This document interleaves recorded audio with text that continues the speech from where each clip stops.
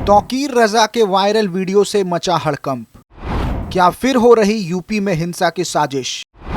तौकीर रजा के जहरीले बयान से हो सकते हैं दंगे। रजा ने क्यों दी सीएम धामी को धमकी? उत्तराखंड भारत के सबसे शांतिप्रिय राज्यों में गिना जाता है, लेकिन इन दिनों उत्तराखंड का माहौल आपको डरा सकती है। हाल ही में उत्तराखंड के हल्द्वानी में जो कुछ हुआ वो चौंकाने वाला था।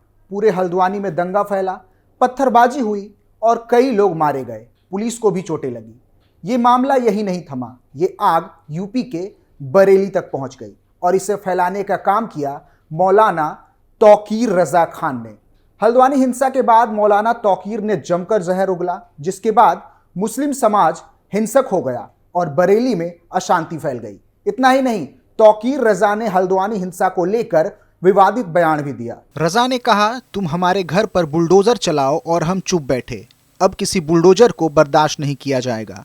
अगर सुप्रीम कोर्ट संज्ञान नहीं ले रहा तो हम अपनी हिफाजत खुद करेंगे। हमें कानून ने अधिकार दिया है। अगर हम पर कोई हमला होता है तो हम उसे जान से मार देंगे। इस दौरान रजा ने पीएम मोदी और उत्तराखंड के सीएम पुष्कर सिंह धामी पर आपत्तिजनक टिप्पणी भी की। साथ ही अपशब्दों का इस्तेमाल किया, जिसके बाद बरेली का माहौल बेहद गर्म हो गया। हजारों लोग सड़कों पर उतर आए। रजा यही नहीं रुके, उन्होंने आगे कहा कि अगर कोई अपराधी है तो उसके मकान, मदरसा और मस्जिद पर बुलडोजर क्यों चलाया जा रहा है, इसका विरोध करेंगे। देश में नफरत का माहौल बना दिया गया है, इसके खिलाफ बरेली से पूरे देश में अभियान चलाया जाएगा। बता दें कि ये पूरा बयान हल्द्वानी हिंसा के बाद सामने आया। क्यों हुई थी हल्द्वानी हिंसा, कौन था इसका मास्टरमाइंड, अब आपको बताते हैं। बता दें कि उत्तराखंड के हल्द्वानी शहर में मदरसे पर बुलडोजर एक्शन को लेकर हिंसा भड़की थी, जिसमें से अब तक 4 लोगों की मौत और 100 से ज्यादा लोगों के मरने की खबर सामने आई थी। जानकारी के अनुसार पुलिस प्रशासन की टीम अवैध मदरसे और मस्जिद को हटाने पहुंची थी, जिसके बाद स्थानीय लोगों ने विरोध जताया और पथराव शुरू कर दिया। स्थिति बिगड़ती चली गई और मकानों, दुकानों में तोड़फोड़, आगजनी और गोलीबारी की घटनाएं सामने आने लगी। पूरे शहर में तनाव फैल गया, जिसके बाद कर्फ्यू लगाना पड़ा और दंगाइयों को देखते ही देखते गोली मारने का आदेश भी जारी कर दी गई। इस घटना के बाद से शहर में बेहद संवेदनशील माहौल बना हुआ है। नैनीताल की डीएम वंदना सिंह ने बताया कि हल्द्वानी में हुई हिंसा प्लानिंग के तहत हुई थी। पुलिस की टीम पर हमले के लिए पहले से ही पत्थर रखे गए थे। हिंसा की वजह से शहर में कर्फ्यू लगाया गया है और चप्पे चप्पे पर पुलिस की तैनाती भी की गई है। आइए जानते हैं हल्द्वानी में हिंसा की असली वजह क्या थी, कब कैसे यह हिंसा भड़की और पूरे शहर में तनाव फैल गया। हल्द्वानी में कब शुरू हुई हिंसा? हल्द्वानी हिंसा की शुरुआत तब होती है जब पुलिस प्रशासन की टीम बानभूलापुर क्षेत्र में अवैध तरीके से बने मदरसे और मस्जिद को हटाने जाती है। प्रशासन का कहना था कि मदरसे और मस्जिद का निर्माण अवैध रूप से हुआ है। हाई कोर्ट ने उसे हटाने का आदेश दिया था, जिस पर कार्रवाई करते हुए टीम वहां पहुंची। स्थानीय लोगों ने इसका विरोध करना शुरू कर दिया। पहले पुलिस की टीम पर पथराव किया गया और फिर पूरे शहर में हिंसा फैल गई। हल्द्वानी में कैसे हुई हिंसा? पुलिस ने जैसे ही मदरसे और मस्जिद पर अतिक्रमण के खिलाफ कार्रवाई शुरू की, महिलाएं और स्थानीय निवासियों की गुस्साई भीड़ विरोध में सड़क पर उतर गई और पुलिसकर्मियों के साथ उनकी बहस हो गई। फिर नारेबाजी हुई और टीम पर पत्थर फेंकने शुरू कर दिए गए। देखते ही देखते स्थिति तनावपूर्ण हो गई और दंगे शुरू हो गए। हल्द्वानी में क्यों हुई हिंसा? पुलिस के अनुसार बनभूलपुरा क्षेत्र में सरकारी जमीन पर बनी मस्जिद और मदरसे को हटाने के लिए हाई कोर्ट ने आदेश जारी किया था। आदेश का पालन करते हुए पुलिस प्रशासन ने कब्जा हटाने में लगी, जिसके बाद स्थानीय लोग विरोध करने लगे। बवाल करने वाली भीड़ ने आगजनी की, मकानों और दुकानों पर तोड़फोड़ की, दर्जनों गाड़ियों को फूंक दिया। पहले उपद्रवियों ने महिलाओं को ढाल बनाया, उन्हें आगे कर नारे लगवाए। महिलाएं धरना पर बैठी और फिर जब पथराव शुरू हुआ तो इसमें उन महिलाओं की भी भूमिका रही जो नारे लगा रही थी।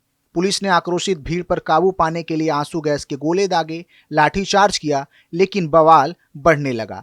तब रामनगर से अतिरिक्त फोर्स बुलाई गई, जिसके बाद इलाके में कर्फ्यू लगा दिया गया। हाई कोर्ट ने मस्जिद और मदरसा हटाने का आदेश क्यों दिया? डीएम वंदना सिंह ने बताया कि हाई कोर्ट ने हल्द्वानी के अवैध निर्माणों को हटाने के निर्देश दिए थे। यह मदरसा और मस्जिद बनभूलपुरा क्षेत्र में 3 एकड़ जमीन पर अवैध तरीके से बनाई गई थी। प्रशासन ने बताया कि 30 जनवरी को नगर निगम ने इसे ढहाने का नोटिस दिया था और इस जमीन को नगर निगम ने पहले ही अपने कब्जे में लेकर इसको सील कर दिया था। क्या हल्द्वानी हिंसा को लेकर पहले से प्लानिंग की गई थी? वंदना सिंह ने कहा कि आधे घंटे के अंदर ही बड़ी मात्रा में लोग इकट्ठा हो गए और पत्थर बरसाने शुरू कर दिए। पहला हमला नगर निगम की टीम पर हुआ। चारों तरफ से घरों की छतों से पत्थर बरसने लगे। उन्होंने कहा कि 30 जनवरी से पहले छतों पर कोई पत्थर नहीं थे। जब अदालत में कार्रवाई चल रही थी तो छतों पर पत्थर इकट्ठा किए गए। वंदना सिंह ने कहा था कि मतलब यह सब प्लानिंग थी। जब डिमोलिशन की कार्रवाई होगी हम सब इस तरह से फोर्सेस पर अटैक करेंगे और डिमोलराइज करने की कोशिश करेंगे। बता दें कि अब्दुल मलिक नामक व्यक्ति को इस हिंसा का मास्टरमाइंड बताया गया है, जिस पर कार्रवाई करते हुए पुलिस ने हल्द्वानी के मास्टरमाइंड अब्दुल मलिक को दिल्ली से गिरफ्तार कर लिया। उसे हल्द्वानी लाने के बाद पूछताछ की जा रही है। इसके साथ ही सपा नेता के भाई समेत करीब 5 लोगों को गिरफ्तार कर लिया गया है। इस पूरी घटना के बाद बरेली के मौलवी मौलाना तौकीर रजा ने यूपी का माहौल खराब करने की कोशिश की। बरेली में मौलाना तौकीर रजा के जेल भरो आंदोलन के दौरान जमकर हंगामा हुआ। मौलाना तौकीर रजा मोदी सरकार और उत्तराखंड के मुख्यमंत्री पुष्कर सिंह धामी पर जमकर बरसे। प्रदर्शन के दौरान हजारों की संख्या में सड़कों पर उतरे लोगों ने जमकर नारेबाजी की। इस दौरान तौकीर रजा की पुलिस आला अधिकारियों से जमकर नोकझोंक भी हुई। वहीं इस दौरान पथराव भी हुआ, जिसमें उपद्रवियों के कई वीडियो भी सामने आई।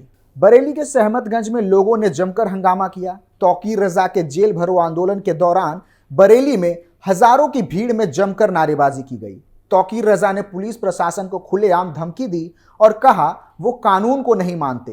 तौकीर रजा ने पहले से ही जेल भरो आंदोलन की चेतावनी दी और फिर हजारों लोग तौकीर रजा के समर्थन में आ गए। हर तरफ भड़काऊ नारेबाजी होती रही। तौकीर रजा ने खुलेआम कहा कि उत्तराखंड में सीएम धामी ने बुलडोजर चलवाया, लेकिन अब बुलडोजर नहीं चलने देंगे। इतना जहर उगलने के बाद अब तौकीर रजा का एक और वीडियो सामने आया है, जिसमें वो अपने लोगों को पहले आगाह करते दिखे और एकजुट रहने की अपील की। बाद में कहते हैं कि मुझसे कोई गुनाह हुआ है तो मैं दिल से माफी मांगता हूं। मुझे मेरे लोगों ने देवबदली करार दिया, मगर तुम लोग बेईमानी की जिंदगी जीने को मजबूर हो। जनगण मन करने वाले, योग और सूर्य नमस्कार करने वाले लोग हो, शरीयत के खिलाफ काम करते हो, तुम पर कुफ्र लागू नहीं होता। क्या सब कुफ्र का ठेका मेरे ऊपर है? ये बोल तौकीर रजा खान के हैं। वायरल वीडियो में मौलाना कह रहे हैं कि तुम लोग अपने गिरेबां में झांको कि तुमने कितना कुफ्र किया है। यह आदेश भी आने वाला है कि तुम्हें अपने मदरसों में रामायण पढ़ानी होगी। अगर तुम लोग अभी भी नहीं निकले तो कल बहुत खराब हालत होने वाली है, इसलिए तुमको निकलना पड़ेगा। इस वक्त पर भी नहीं निकले तो तुम मर जाओ, इससे बेहतर है।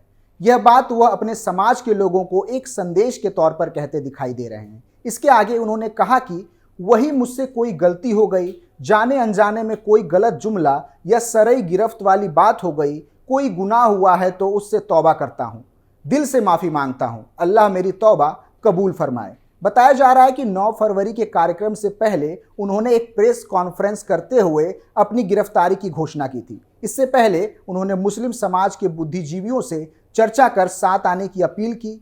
यह बातें उसी अपील के दौरान कही गई थी। बताया जा रहा है कि 9 फरवरी के कार्यक्रम से पहले उन्होंने एक प्रेस वार्ता कर गिरफ्तारी देने की घोषणा की थी। इससे पहले उन्होंने मुस्लिम समाज के बुद्धिजीवियों से चर्चा कर साथ आने की अपील की थी। यह बातें उसी अपील के दौरान का हिस्सा है।